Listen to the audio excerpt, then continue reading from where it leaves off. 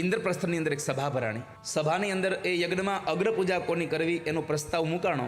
એટલે બહુ બધા લોકોએ એવું કહ્યું કે કોઈ ઇન્દ્રની પૂજા કરો, કોઈ અગ્નિની પૂજા કરો, સૂર્યચંદ્રની પૂજા કરો. આવી અનેક વ્યક્તિઓના નામ જાહેર થયા, પણ એમાં એક માણસે કહ્યું કે જો અગ્ર પૂજાને લાયક કોઈ હોય તો એ દ્વારિકાવાળા ભગવાન દ્વારિકાધીશ પોતે છે.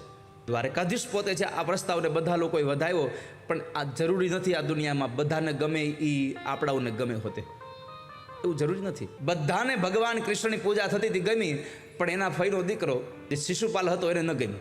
શિશુપાલ ભગવાનને ગાળો દે છે. પરમાત્માએ એને સાવધાન કર્યો કે મેં મારા ફઈબાને કહ્યું છે કે તમારો દીકરો મારા 100 અપરાધ કરશે ત્યાં સુધી માફ કરીશ, પછી માફ નહીં કરું. છતાં પણ આજ સમજો નહીં અને ભગવાનને 100 ગાળ આપી. તો પરમાત્માએ એ 100 ગાળના અંતે એનું મસ્તક વાઢી નાખ્યું. શિશુપાલનો ભગવાને ઉદ્ધાર કર્યો. શિશુપાલ મરાયા પછી પરમાત્માએ શ્રમ યજ્ઞમાં જઈ અને શ્રમનો મહિમા બતાવ્યો.